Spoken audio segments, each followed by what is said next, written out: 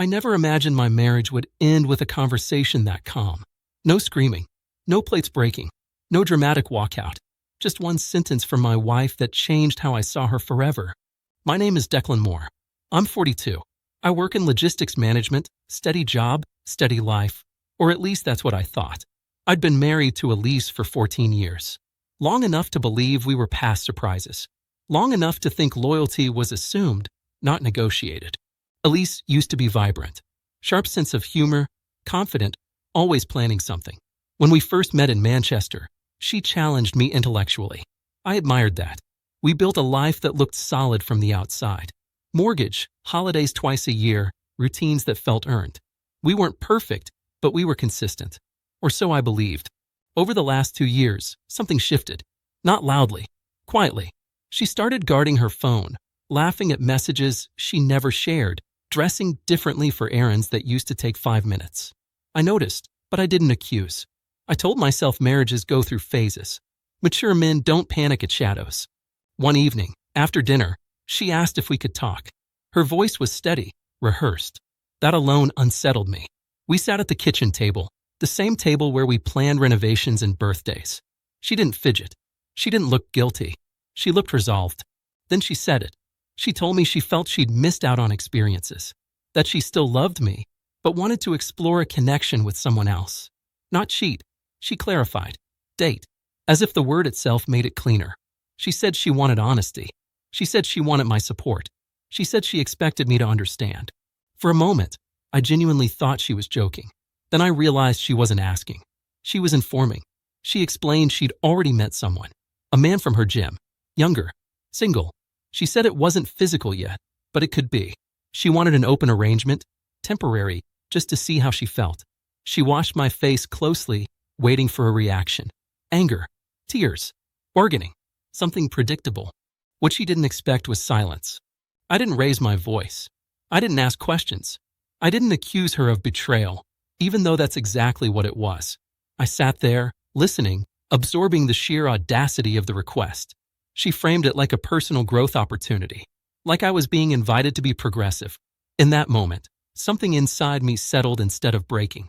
The confusion disappeared. The doubt vanished. I saw our marriage clearly for the first time in years. When she finished explaining, she asked if I was okay. I nodded. I thanked her for being honest. That surprised her.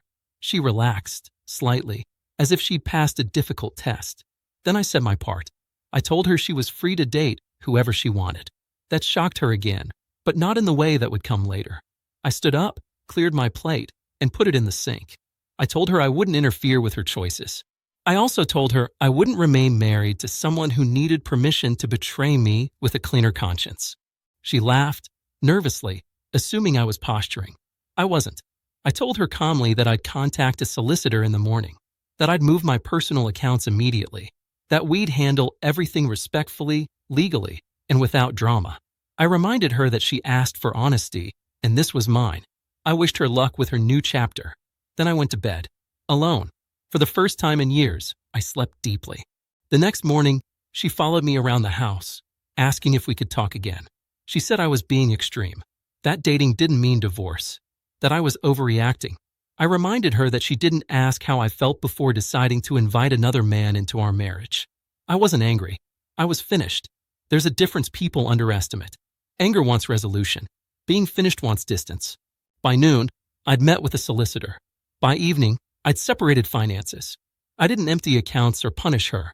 I simply removed myself from shared assumptions. She noticed quickly. The confidence she had the night before started to crack. She asked if I was trying to scare her. I told her no. I was adjusting to the reality she chose. That answer seemed to unnerve her more than shouting ever could. 2 days later, she told me she'd stopped talking to the other man, that she'd realized she'd made a mistake. She asked if we could start fresh. I listened politely. Then I told her something she still doesn't understand. The problem wasn't the man. It was the entitlement. The belief that my commitment was permanent while hers was conditional. That belief changed how I saw her, permanently. I didn't leave the marriage because she wanted to date someone else. I left because she felt comfortable asking me to accept it. That level of disregard doesn't disappear with apologies. It just learns to hide better. She cried. She accused me of being cold. Maybe I was. But I was also clear, for the first time in a long time. People think strength looks like confrontation. Sometimes it looks like calm exits and firm boundaries. Elise wanted options without consequences. What shocked her wasn't my refusal. It was my acceptance. I accepted her choice fully, and I removed myself from it. That's what she never planned for. And that's why the marriage ended quietly, without chaos, but with absolute finality.